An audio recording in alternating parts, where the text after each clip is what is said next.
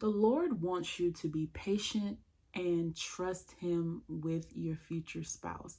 Hi, my name is Jachaya Williams. I am back with another word from the Lord, and take this word back to the Lord for confirmation, because this is for somebody, and pray about it, okay? And so I've been having crazy dreams lately, right? And that's how I know that I'm really, really close to my blessing, and stuff like that, because it's just been, I've been going through some crazy spiritual stuff, right? And so the other day I went to sleep and I had a dream about, I was working in the, it was like I was working in a field. And if you know that story of Ruth and Boaz, Ruth was working in the field. Like God led her to the field where Boaz was, right? And Ruth was working in the field, and Boaz just so happened to come around and stuff like that and see her working in the field. And so it's like, that's how I was in the dream. I was working with my hands, and I just so happened to look up and I saw this man sitting down, right? And in the dream, I didn't think none of it. And, in the dream, the Lord was like, I need you to go tell this man a word. And I'm like, okay, like I'm being a vessel and stuff like that. So I go to the man in the dream and I whisper in the man's ear about what God wanted me to tell him. And so immediately this man looks at me and he lights up, like he starts smiling and everything, and stuff like that. And so in the dream, it's almost like he looked at me as if I was his wife. And so after that, the dream switches to another place, and I just so happen to look down, and it's me and this same man holding hands, right? And so we're walking in the thing, and then we finally, stop, and it looked like we were going to go see a movie. And so we're sitting there smiling at each other and laughing, and then I wake up, right? And so I just felt this strong urgency to get in prayer, right? And so you need to lock in with God, okay? You really need to lock in, because the enemy is, he's on his P's and Q's, okay? He wants to make sure that you do not get what the Lord has for you, okay? And so during this season and time, you really need to lock in with God and pray like you have never prayed before. And so I woke up, I was crying and things of that nature, because I was praying about something else, and stuff like that. And I heard the Lord say, I did not create you to hide. And I'm like, okay. Like, what does that mean? And so, after I got through praying, over the things that I was praying about, like my family and stuff like that, I actually got up and went to go fix me something in the kitchen, right? And then I heard God say again, I did not create you to hide. And I'm like, okay, God, like, what are you talking about? And so, I hurry up and grab my notebook, because anytime that God is like speaking to me like that, he wants me to write down a word. And so this is what he said. He says, I did not create you to hide. I created you to be great on this earth as you are in heaven. Be who you are. Stand up and go forward. I have need of you. Your personality, your character, your mindset. I need you in my kingdom. I did not create you to hide. And so I just started bawling at this point, because I'm just like, lately, like, if many of you that have been through this, that, when you have created your own identity in the world, and you have to put away with that and find your identity in Christ, it could be hard. Okay. And so there are some times where I hide, my personality from others, because I'm afraid of getting hurt, or I'm afraid of getting rejected. And so the Lord was just speaking to me and was like, I did not create you to hide. I created your personality. I created your character to bring people to my kingdom, right?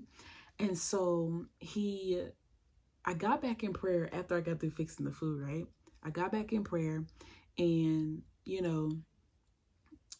he was, telling me, he was like, you're not gonna need to prove yourself to anybody. You're not going to need to prove yourself to the man that I have for you. You know, he's going to automatically know who you are by your fruits. And so, again, at this point, I'm just still like crying and bawling because, you know, and many of you know my story. You know, I just recently went through something, right? And so I felt my heart hardening, okay? And I didn't want that, you know, because I'm a lover girl at heart, you know? That will never change. I don't care how many people do me wrong.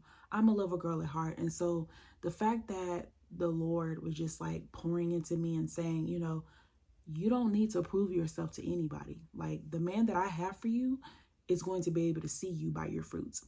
And so he goes on to say, you won't have to prove your worth and value to a man because he is going to see for himself. Okay, so in the dream, you remember when I ministered to the man in his ear, like God had me to whisper to the man in his ear, and he automatically saw that I was his wife, okay, by the fruits that I was displaying, by the obedience that I was displaying when God wanted me to minister a word to him. And so he goes on to say, stop trying to be seen by someone who ain't even going to be in your life much longer. Okay, some of y'all know what I'm talking about.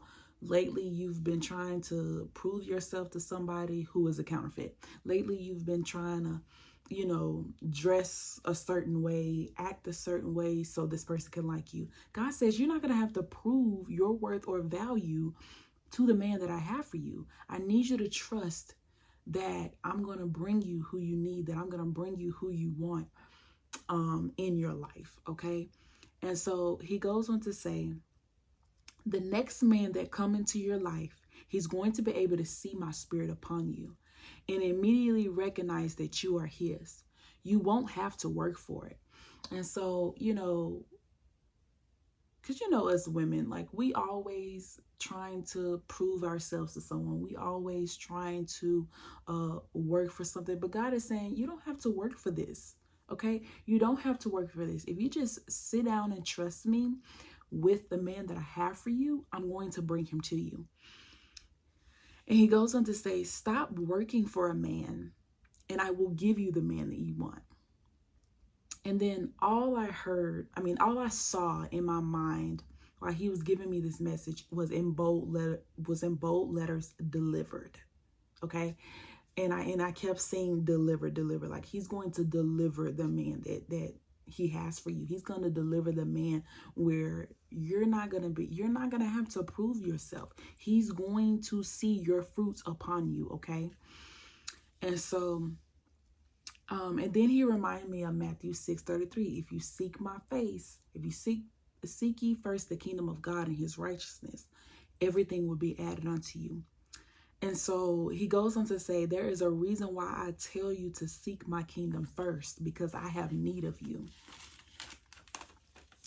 And he says, not your grandma, not your mama down the street, you. I have need of you. He says, work for me and I will work for you. He says, everything will be delivered.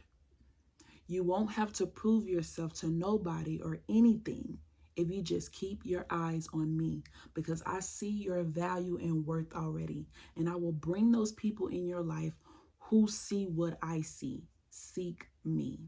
Man, when I tell you, when the Lord actually gave me this, it was, I just kept crying, because it's just like, over and over again, you have tried to prove yourself to these people. Over and over again, you have tried to prove yourself to that man who didn't see your worth or value. But the Lord is saying, if you just seek my face, if you just come work for me, I will work for you. I will deliver those people who see what I see.